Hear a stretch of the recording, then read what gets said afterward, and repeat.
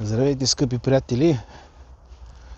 Това е може би едно от най-важните видеа в канала, което правя от парка умишлено, за да не се разсейвам и да мога да ви кажа точно това, което искам да ви кажа. А то е каква е моята цел и какво искам да направя с този канал, какво искам да създам с този канал. А то е следното нещо. Приятели, искам в този канал да се съберем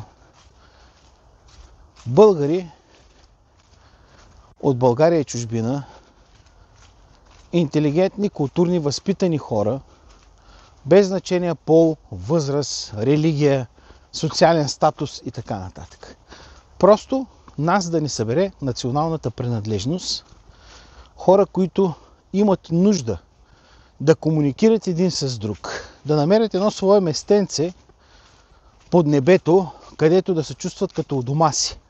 Без значение дали живеят в Щатите, Канада, Австралия, Нова Зеландия, Германия, Италия, Испания, Белгия, Холандия или където и да било в Великобритания. Без значение дали живеят в Полски Тръмбеш, София, Пловдив, Варна, Бургас, Горно Надолнище, Каспичан и така нататък. Така, защо на нас ни е необходима такава среда и такава комуникация, аз ще ви обясня. Защото като че ли през годините, въпреки многото комуникационни канали, ние като че ли сме забравили да общуваме нормално. И като че ли вместо толкова много приложения, TikTok, YouTube, Instagram, Facebook, оттам нататък месенджери, WhatsApp, Viber, какво ли не, всякакви неща. Ние като че ли сме отдалечени един от друг все повече и повече, макар че сме на една ръка разстояние един от друг винаги. И сме по-близо един до друг, отколкото някога сме били. Разбирате ли? Благодарение ли на технологиите, на комуникацията. Технологиите са хубаво нещо. Стига да бъдат използвани по правилния начин. Така, това, което се случва тук, ще продължи да се случва и ние ще продължим да създаваме общност от българи в България и чужбина. Ние ще се наречем български граждански сили. Защо? Защото е важно да ни има нас, хората с национална принадлежност и българско национално самосъзнание. Така, второто не е по-важно от първото. Българска принадлежност и българско национално самосъзнание. Някои от вас може би ще бъдат с двойно гражданство. Други ще имат само едно гражданство, родените деца в чужбина, примерно, които там по някакъв начин нямат българско гражданство. Или пък и те имат двойно гражданство, родени в чужбина. Ние тези деца трябва да ги държим винаги близко до България, свързани по някакъв начин с България. Ние самите трябва да бъдем свързани завинаги с нашата родина, без значение къде живеем, от колко време живеем там, без значение дали има и двойно гражданство, без значение дали някога ще се преберем в България. Не забравяйте, нашата родина има нужда от нас, от българите, където и да се намираме ние. Дали в Горна Оряховица, дали в Велико Търново, дали в Русе, София, Пловдив, Варна или Бургас, дали в Монреал, Торонто, Чикаго, Лондон, Париж, Берлин и така нататък, Мадрид и да не избравям всички столици и градове, защото вече няма място, няма градче на света, може би, където няма поне един българин. Така че искам да създам заедно с вас едно място, в което ние да общуваме и да комуникираме на едно възвишено, духовно, интелигентно ниво. Така, между другото, с нощи в Patreon присъствах на прекрасен разговор. Няколко души бяхме там. 5, 6, 7 души с нощи. Хора от Англия, от Кипър, от Германия, от Канада, от Испания, от Италия, от къде ли не, които си говориха приятен разговор, споделяха си мисли, споделяха си проблеми, помагаха си с решаването на проблеми. Защото всеки един от нас със своя житейски опит може да бъде полезен на друг човек. Така да му даде съвет или да изрази мнение, или дори да му даде една морална подкрепа и да каже: ей, спокойно, моето момче, или моето момиче, няма да е все така. Виж, аз познавам един човек, който мина по твоя път. Искаш ли да взема информация от него? Или пък аз съм имал същия проблем. Знаеш ли какво трябва да направиш? Така и така. Подкрепа емоционална, духовна, възвишена, интелектуална. Просто приятно да слушаш как хората си взаимодействат безкористно. Безкористно, най-важната дума. Безкористно. Разбирате ли?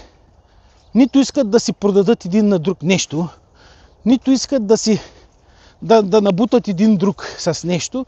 Просто си говорят неангажирано, с приятелски тон и така нататък. Това се случва отскоро. В Patreon ги възобновихме тези срещи, а като цяло в канала той ще бъде отворен за всички хора в България и чужбина, за да можем ние отново да се съберем като общност, като общество, за да ни е лесно да комуникираме, за да ни е приятно да комуникираме и за да се научим отново да бъдем граждани на България, без значение къде живеем. Да бъдем общество, да бъдем общност. Няма да бъдем секта. Няма да бъдем секта, която ще изключва различните или която ще иска някаква облага от всички вас. Защото скоро попаднахме и на такива хора, които, осъзнавайки нуждата от хората да принадлежат към нещо, към някаква общност, там имахме, знаете за какво говоря, това са порочни практики, там има и престъпления, измами и така нататък. Не. При нас няма да се случи това нещо. Виждам, че имате необходимост да бъдете част от нещо, от някаква общност, от нещо голямо. И сега ще ви кажа как ще се създаде нещо голямо. Когато никой от вас няма никакъв ангажимент и е абсолютно свободен да слуша и да гледа, да влезе и да участва, или да спре да слуша и да гледа и да спре да участва в предавания, в коментари и така нататък. Пълна свобода. Никакво отрицание. Никаква негативност и простотия, която сме виждали. Нашите срещу вашите, ние срещу другите. Не, бе, приятели. Така, признака за обединение е национална принадлежност. Разбира се, аз ще бъда модератор. Може би ще направим и още водещи на канала, както го бяха направили преди.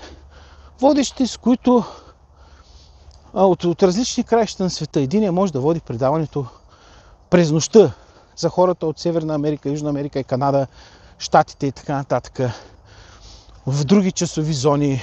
Ще се надявам да има и една-две жени водещи, интелигентни дами. Вие знаете, че имаме тук при нас, които имат време да се занимават също, нали? Защото това няма много време. Аз виждате, че денонощно съм ангажиран с този канал. Мен ми харесва това, което правя. Харесваме, че събираме хора, мислещи, интелигентни и възпитани. Защо е важно да го направим това? На първо място, нуждата, необходимостта на човек да комуникира с сродни души. И аз тук виждам, че ние сме сродни души. Виждам, че събираме хора, които имат чувство за справедливост. Имат чувство за морал и ценности. Нали, няма ставаме едни сухари тук, където от голямото добро утро, с вирнати носове. Такива хора също не са приятни на останалите, които искат да се покажат колко са велики, а другите колко са нещастни и нищожни. Не, приятели, уважението ще го има на друго ниво. Пак ви казвам, ние всички сме различни. Въпреки че сме български граждани, ние сме различни по това кой кога е роден. По възраст. Кой какъв е роден? По пол. Кой как е възпитан. Някои са религиозни, други са вярващи, трети са атеисти и така нататък. Няма да ги делим хората на такива. Тук при нас има роми, цигани, арменци, мюсюлмани, християни, будисти, каквито искате, евангелисти. Нас това не ни интересува. Това не е повод за деление. Вижте, разнообразието е богатство. Разнообразието е богатство.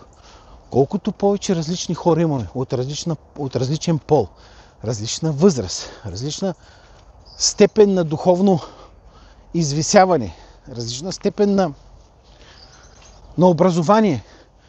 Никога няма да подценя един човек, че няма висше образование, Ма той на него му е дадена друга роля в този живот, бе. Това не го прави по-малко интелигентен. Единият човек е сръчен, той работи с ръцете си. Той има житейски опит в нещото. Той винаги може да бъде полезен. И когато създадем така общност за комуникация, в която вие може да комуникирате директно един с друг през канала, аз съм сигурен, че много от вас ще се запознаят. Много от вас ще почнат да поддържат контакти, приятелски, както аз го правя. От 2018 година в една фейсбук страница, която беше политически насочена срещу управлението на Борисов 3 тогава, там се създадоха много приятелства и контакти. Много хора се познаваме оттам. И още поддържаме връзка. Те са и в този YouTube канал. Само, че канала няма да бъде само за политика, само за избори, за партии и за проблеми. Не, той ще бъде канала на българите в България и чужбина. Хората, които имат нужда да срещнат хора като самите себе си. Имаме нужда. Аз лично имам нужда днеска да говоря с българи, да си споделям. Не защото съм самотен. Имам си прекрасно семейство, жена и дете. Но ние имаме една друга мисия. Имаме една друга мисия, ние българите, без значение къде живеем. И това ви казвам, че от една страна е минус за България, че 3 милиона сме навън, но ние ще го превърнем в плюс. Ще създадем български лобита в България, в чужбина. Български лобита в чужбина. Така, ще ви дам пример с евреите. Евреите и други общности, не само еврейските общности. Тук, ако искате, във всяка държава има кипърски общности, гръцки общности, еврейски общности. Те са събрали хората. Организирали се, комуникират се, развиват си културна дейност, развиват си бизнес, комуникират помежду си, поддържат пряка връзка с родината си, допринасят за развитието на родината си. Те са едно място, където може човек да намери помощ. Аз лично с информация, и не само с информация, и с работа, и с коли не съм помагал на хора, когато съм могъл. Когато не съм могъл, нали, абсолютно безкористно съм го правил. Нали, аз бях тук медия, будилник, печатно издание, имах и заведение, постоянно. Емо, здрасти, ние сме отскоро тук, някаква работа, нещо, квартира. И аз си обяснявам, чета, вижте сега, работа е квартира, обяснявам къде да търсят, как да търсят, към кого да се обърнат. От друга страна, българи, тук ми се обаждаха, трябват ни работници. Казах им как да ги намерят работници. Други искат да стават студенти. Давам информация. Това съм направил аз с вестник Будилник, с budilnik.com, сега и с този YouTube канал. Свързвам хората да се познават, да си говорят, да си комуникират и ако могат да си помогнат. Ако могат да си помогнат. Нали? Никой не е длъжен, но сега на мен нищо не ми струва днеска, когато виждам, че един човек споделя някакъв проблем и аз да кажа, виж, аз знам какво да направиш, имал съм подобен случай. Или виж, не знам какво да направиш, но според мен се обърни към специалист. Дали към адвокат, дали към счетоводител, дали към някой, който може да ти помогне. Нали? Това, че българите спряха да си говорят, спряха да се усмихват един на друг и спряха тази комуникация толкова жизненно необходима, за да има държава. В България хора също се чувстват самотни. Живеят между българи. Ние в чужбина се чувстваме самотни, защото не живеем между българи. Затова тук се събираме, правим си фолклорни събори, танци, народни. Какво ли нямаме тук? Нали? Имаме книжарници български аптеки, какво ли български магазини за хранителни стоки. Макар че тук затвориха 2 големи сега. Въпреки че намаляваме. Така, някои от нас се прибират в България, другите първа напускат България. Това е хубаво да има българи навсякъде по света. И най-хубавото, знаете ли кое е? Че те българи, където са излезли в чужбина и по света, те са видяли свят. Видяли са как успешните народи са постигнали успехите си. Разбрали са какво ни липсва на нас, българите като българи. Хора, които не са излизали от България, не са живели, не са видяли какво е това Европа и свят, не са видяли какво е това Америка и свят, Не са видяли това, какво е Азия е свят, Африка е свят и така нататък. Така, живота в чужбина обогатява. Обогатява. И на нашите сънародници в България искам да им кажа, приятели, вижте, имаме различен начин на мислене, когато не сме живели в чужбина. Не казваме, че трябва нашия живот да го направим същия като в чужбина, но да се обогатим максимално с информация и знание в наша полза. Разбирате ли?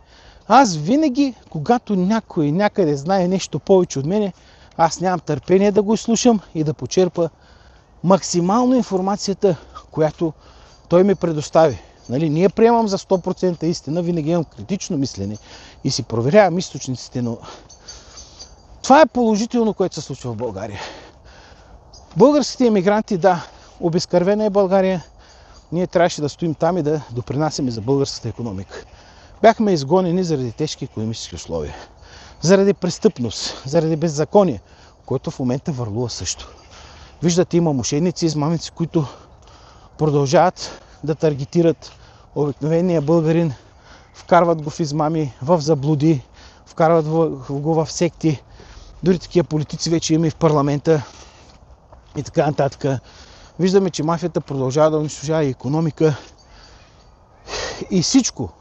И здравеопазване, унищожава и бъдещето, краде бъдещето на децата, които стават все по-малко и така нататък.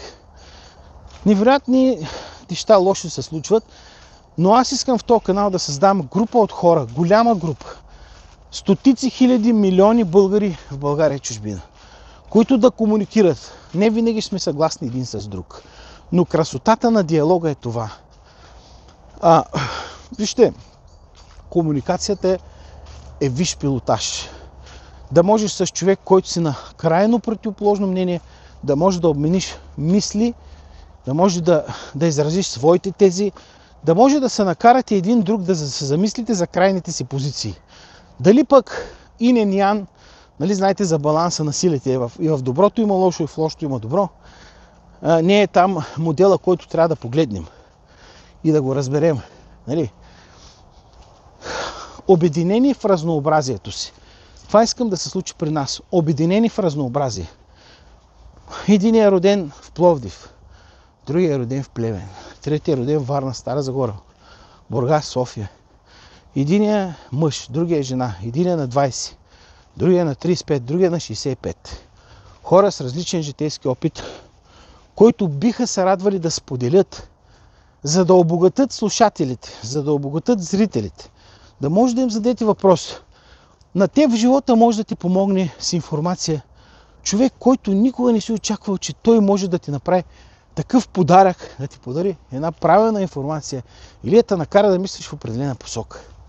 Ние трябва да си въздействаме в положителна посока един на друг, за да растем в духовен аспект, да си създаваме положителни емоции и прекрасно настроение. С нощи затова ги пуснах в Patreon хората да си говорят, да се заредят с положителна енергия за новата седмица. Днеска се събуждам.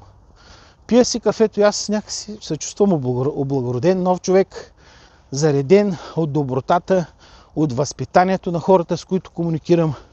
Просто много обичам да срещам чисти души. Вижте, на другите с скалните и мръсни души, аз не ги виждам тях като врагове. Искам да им помогнем по някакъв начин. И на тях. Те са жертви. За мен са жертви. И престъпниците са жертви. Така им преминал живота. Така се е случило, че те са от тъмната страна. От тъмната страна. И когато тръгнеш по наклонената повърхност, една топка като тръгне по наклонената повърхност, тя върви надолу и набира инерция. С примера си, който даваме тук, с комуникация, с идеи за развитие, с позитивизъм, с градивност и духовност, искам да повлияем на всички, които гледат този канал. Дори на тези лоши хора. Нали, ние не трябва да делим хората на добри и лоши. Това е много... Не всичко е черно и бяло на този свят. Има си и нюанси. Със сигурност всеки от нас е грешил нещо някъде в живота си. Със сигурност е обидел и нагробил някого. Със сигурност не може да прости някои неща на някого, а те може би са и непростими. Така е, но като цяло Като цяло идеята тук в този канал да го развием, да се съберем, да мислим, да помагаме един на друг. Защото никой друг не може да ти помогне, освен човек с твоята съдба, подобна на твоята съдба. Роден в България, по време на прехода, преди прехода, минал през комунизма, минал през прехода, минал през бандитизма. Сега още беззаконие, безредици, мизерия, глад. Никой друг човек на планетата не може да те разбере, както те разбира друг българин. Ние се разбираме един друг, дори без да си говорим. Нали? Ще се научим да бъдем търпеливи, да се изслушваме, да разберем. Ние трябва сега да се самообучаваме. Тук ще си направим една школа. Как да уважиш мнението на другия. Как да се поставиш на негово място и за да разбереш как той нещо е извършил, което не е правилно или е грешно, или е лошо. Важно е да този човек, че съжалява за това, през което е минал. Да, например, с бати Венко. Уникален пример. Минал е, видял е, облъскал се там. Получил е просветление. Има и хора, които още са на тъмната страна. Има ги, ще им помогнем на тях да осъзнаят. По лесния или по трудния начин. При тях има два начина. Лесният начин е сами да получат просветление, да кажат, това, което го правя, не е добре. Аз трябва да спра, да се разкая и да тръгна по нов път. А останалите, които няма да могат сами да достигнат до пътя, те ще стигнат по трудния начин. Сега, ние тук естествено, че трябва да вземем активна гражданска позиция. По някой път ще влизаме в остри конфликти. С лоши практики, с престъпници, с групировки, с хора, които унищожават България и българщината. Хора, които подвеждат, мамят, грабят наши сънародници и унищожават нашата родина. Ще бъдем критични към политици, към всички лоши практики. Разбирате ли? Политиците не са за да ги харесваме. Ние сме техните работодатели. Да, ще занимаваме и с политика. Когато дойдат избори, ще ви каним политици. Ще ги интервюраме. Вие ще си вземете решение. Няма да агитираме за никого. Ще споделяме мнение. Това, че някой е на едно мнение, не означава, че другия трябва да е на същото. И ако са на различно, това не е повод за скандали и за простотия. Разбирате ли, ето сега, примерно, какво се получава при нас? Аз лично не съм съгласен с някаква идея, с някаква партия, с някакви политически там групировки, за които имам данни, че са извършили престъпления. И сега съм нападан за това нещо, но аз имам мнение и държа на него. За мен е моето мнение, моето разбиране си е моето разбиране и никой няма да допусна да ми се опита да ми го промени. Но съм готов да я слушам. Факти, примери и така нататък. От уважение ще ги слушам. Ще кажа, виж, за теб това е твоята истина, моята истина е друга. Това обаче не трябва да ни прави врагове. Разбираш ли? Защото сме българи, защото имаме една и съща съдба. Минали сме по един и същи път. Горе-долу тук няколко поколения. И само заедно може да извървим пътя към доброто. И дори България един ден да бъде добре, всичко да бъде наред. То ще се случи, защото ще продължават хора като нас и след нас да мислят, да разсъждават, да бъдат активни, да критикуват, да изискват и да има прогрес. Защото аз пак съм ви казал, постигането на справедливост не е просто един път с крайна точка и крайен цел. Ето, вървя тук, стигам до този кръстопът и казвам, ето, постигнахме справедливостта и вече може да се отпуснем. Не. Постигането на справедливостта, то е безкрайен процес. Борбата за справедливост е начина за постигането, но то няма крайна цел и точка. Самия път към постигане на справедливостта е начин за постигането й. Разбирате ли? Спреш ли по този път, справедливостта изчезва. Изчезва, бе. Кажеш, ето тук вече всичко е справедливо, всичко има и върховенство на закона. Не. Спреш ли до тук, лошите практики се вършат. Постоянна борба, постоянен мониторинг, наблюдаваш, критикуваш, изискваш. И от политици, и от сънародници. Ние също може да изискаме от нашите сънародници да кажем, хора, брата, приятели, българи, общувайте, бе, усмихвайте се един на друг. Ние сме тук гости на тази земя и то за много кратко време. Когато ти днеска не подариш усмивка, не поздравиш някой, виждам хората как се усмихват един на друг и се поздравяват. тук в чужбина, разберете го. Не искам да ви давам пример. Това го имаше и преди в България. Загубихме много неща от миналото, които са положителни, а лоши практики ги взехме от целия свят, вместо да вземем от целия свят най-доброто. Нашата цел на българите в чужбина е да принесат добрите практики в България и да се противопоставят на лошите неща. Ние направихме точно обратното. Всичко добро от миналото го съсипахме, а от настоящето взехме най-големите лошоти от целия свят. Абсолютна грешка, не знам защо така се получи. И нашата цел е да възпитаме и деца, и следващите поколения да комуникират, да знаят, че са от едната страна на барикадата. Български граждани, български граждански сили. Няма да ставаме партия, няма да ставаме организация. Ние ще бъдем една неформална организация. На доброволни начала, хора, които имат какво да кажат, имат какво да допринесат за да помогнеш на един човек с добра дума. Пак е нещо голямо, бе. Виждаш отчаян човек, бе. Да го потупаш по рамото и кажеш: какво ти има, бе, приятелю? Спокойно, бе, човек. Ще се оправи всичко, бе. Вярвай, ще се оправи. Успокой се, тръгни по пътя. Той изглежда труден. Ще стигнеш. Дори да кажеш нещо добро. Ма ти можеш да спасиш човек само с една добра дума, бе. Той може да е на ръба. Да иска да се самоубие. Писнало ме от всичко. Излъгане, измамене. И ти вместо да излезеш тук и да му кажеш: да скача, бе, да скача, кой ме интересува? Да не е взела тези пари, да не ги му дала там на оне. Не, бе, ти трябва да кажеш: чакай, моето момиче, спокойно. Живота е пред теб. Нали, говоря за един специфичен случай. Но и не само за него. Ти с една дума, добра дума, мога да върнеш вярата в живота на човека. Да го спасиш, да му спасиш живота действително. Аз пак ще ви кажа един случай. На жена ми баща и вика: ти взетко, ела да ти покажа лозото. Човека си бил лозиска, гордейца. Па съм от село, викам: чай да му покажа, аз ще знам кой е лози, отиваме. Излизаме от Русе. От Русе към Плевен, там му е селото с лозито. И гледам един прекрачил парапета на моста. Седнал на моста и го гледам, гледа надолу и викам на дядото, викам: то се фърля, да знаеш. То ще се фърля, бе. Аз го видях, аз веднага го засякох. И докато карам, наруших правилата. Трябваше да спра, но нямаше къде да спра. И в движение набрах 112 и казах: вижте, хора, пътувам от Русе, излизам по моста към Плевен. И един младечен прескочил моста на перилата и мисля, че ще се фърля. Така изглеждаше, плюс това имаше една кола спряла, тя ни махна да спрем, аз обаче не можах да спра, защото там нямаше къде се спира. И веднага набрах 112. Викам: моля ви, отидете, човека ще скача от мост. Така. Не знам кой е станало след това. На другия ден чета обаче в Дунав мост. Това е русински уебсайт, Дунав мост. И чета: телефонно обаждане на 112 спаси човешки живот. Млад 28 годишен младеж, безработен, отчаян от живота, решил да сложи край на живота си. Прескочил там, гледа надолу и мисли.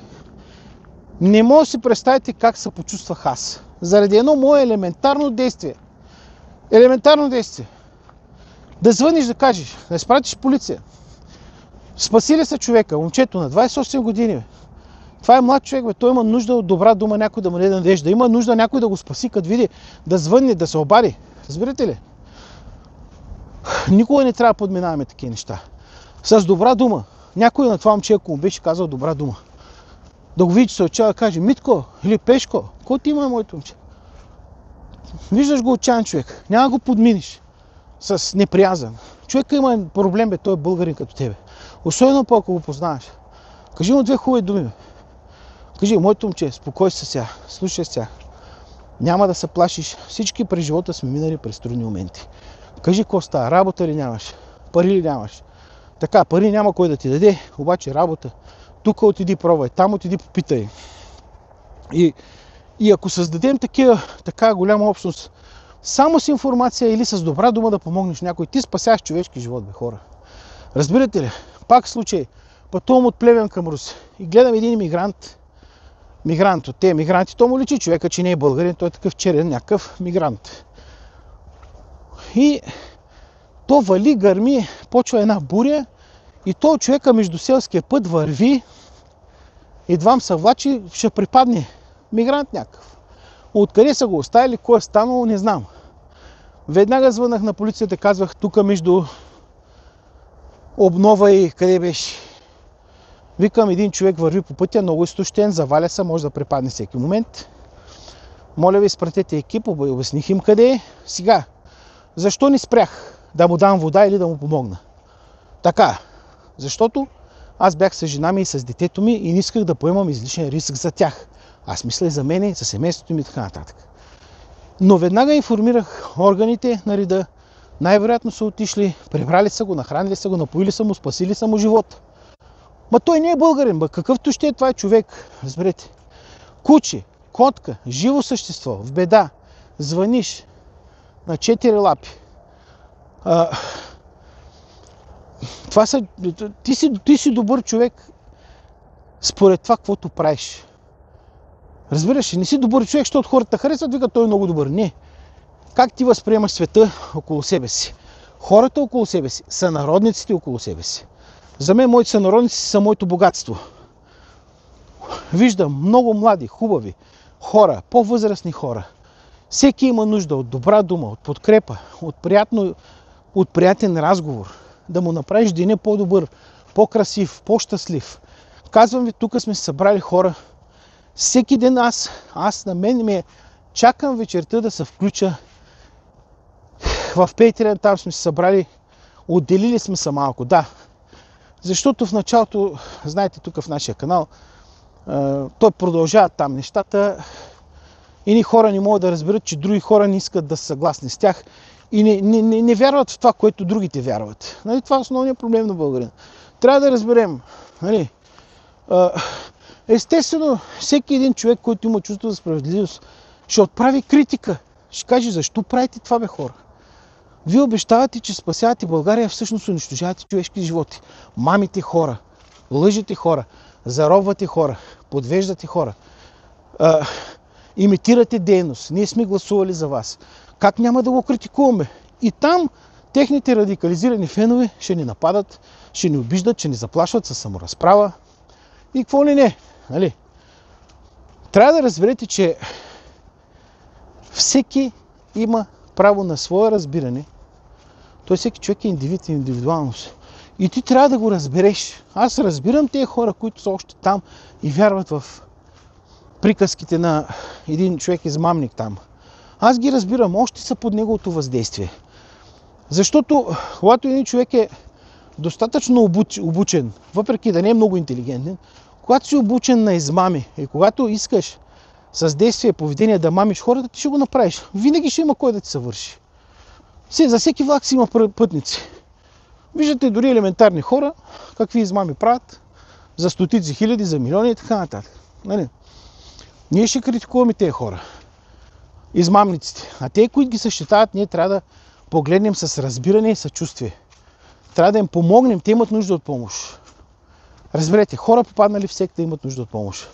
Хора попаднали в някакъв култ имат нужда от помощ. Хора, които са финансово заробени и са направени съучастници, имат нужда от помощ. Ще се опитаме да им помогнем. Ще направим всичко възможно. Знам, че в момента дори тяхното съзнание е такова. Те не мислят нас за врагове, онези там ги насочват, канализирали се мисълта и насочват цялата им енергия към нас. Те, които искаме да им помогнем и да ги спасим, ние не искаме нищо повече. А защо ние го искаме? Защото това е нормално човешко отношение. Това се казва човещина. Това се казва човещина. Тая дума забравихте ли какво означава? Човещина. Човещината в един човек. Да види там някой е паднал, да отиде да го дигне. Да види някой ранен, да отиде да го спаси. Да се обади на полиция, на бърза помощ. Вижда нещо. Да реагира. Това се казва общество. Да създадеш общество. Не да подминаваме там някой. Виждаш дупка. Едно дете ще падне тук. Един възрастен човек ще падне и се прибие. Едно кученце, котенце улично ще падне и ще умре там. Абе, обади се, бе. Бъди активен гражданин. Изпрати писмо, изпрати снимки, свържи с медиите. Ма ти го правиш и за себе си, и за цялото общество, и за всички, бе. И по този начин ти на самия себе си доказваш, че си добър човек и че си активен човек и че си полезен човек. Аз днес, ако направя нещо добро, аз не се чувствам полезен.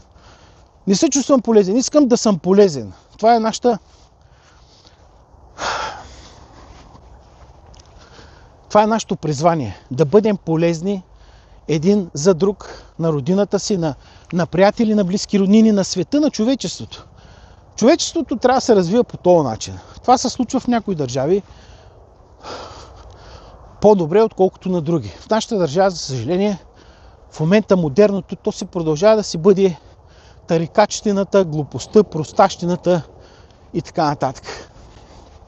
Продължаваш да бъдеш заплашван, защото не мислиш като останалите, защото критикуваш престъпниците, ти си заплашван. Разбирате ли? Нямаш свобода на мисли, на действие, на изразяване. Свобода, която ти е гарантирана и от Конституцията, и от човешките права като цяло. И от Бог ти е гарантирана. Някои хора си мислят, че могат да вземат функцията на Бог и да ти отнемат правото да бъдеш човек, да бъдеш свободен, да се изразяваш свободно и да се бориш срещу несправедливостта. Това е, което искам да кажа. Това ще направим с този канал. Надявам се, че хора като мене и като вас има много повече, отколкото вие си мислите и аз си мисля, че има. Аз знам. Между другото, аз съм сигурен, че 90% от българите са добри хора, качествени хора, може би наранени хора.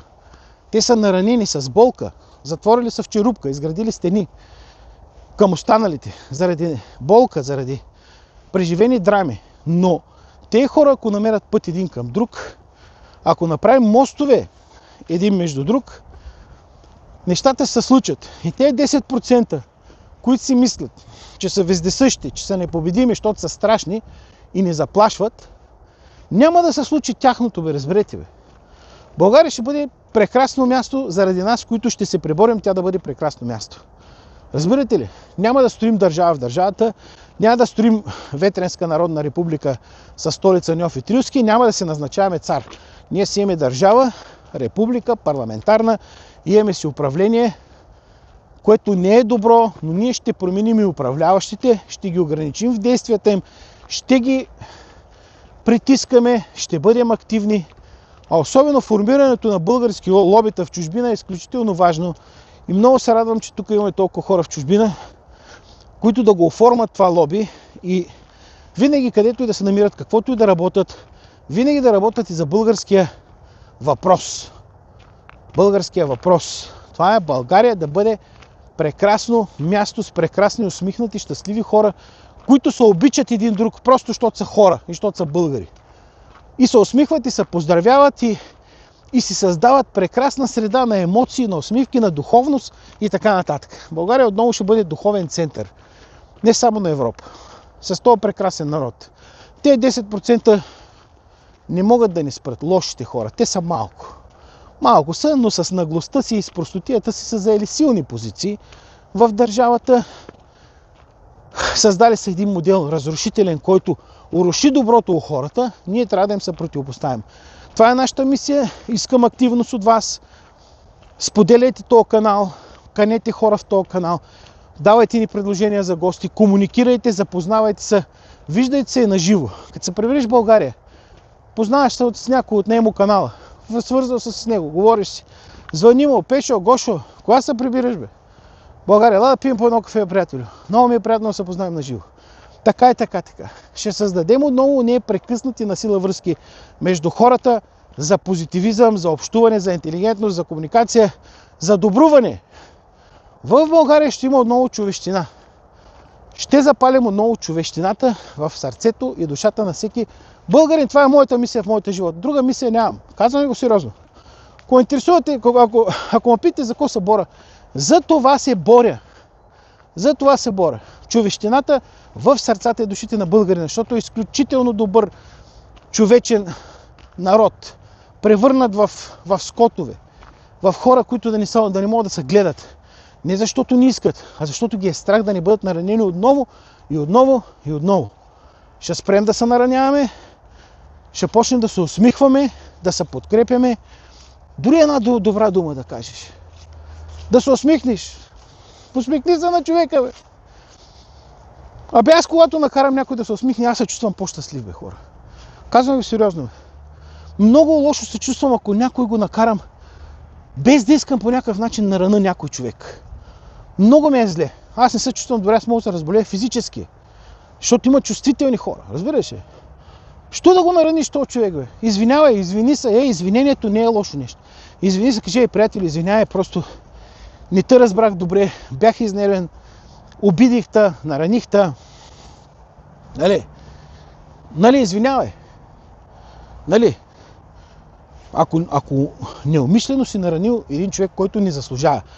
Но обратно, онези, които трябва да бъдат посочени с пръст, рушителите, разрушителите на българското общество и разрушителите на човечността у хората, ние трябва да се преборим с тях. Трябва да се преборим и там трябва да бъдем безкомпромисни.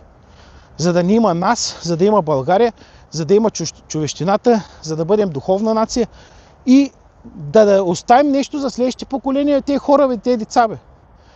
Те трябва да живеят в една прекрасна среда, атмосфера, да се развият, да покажат целия си потенциал. Да няма нужда той да отиде в Щатите, Америка, в Канада или в Европа да се развие целият потенциал и вие да викате, това момче, то нашо българ, ще виж къде успя. Успя, ама къде? Защо не успя в България? Защото там е държавата на мутрите, на Пеевски, на Борисов и на цялата мафия и на всички, които там мачкат. Защото не знам защо, бе. Защото сме ги допуснали да са там. А мястото им не е там, приятели. Благодаря ви, обичам ви, радвам се, че сме заедно. Продължаваме напред. Разбрахте каква е моята мисия. Надявам се хората, които се борят за също, да се присъединят в канала. Пожелавам ви всичко добро. Живи и здрави и до вечер се видим пак. Поздрави, да живее България!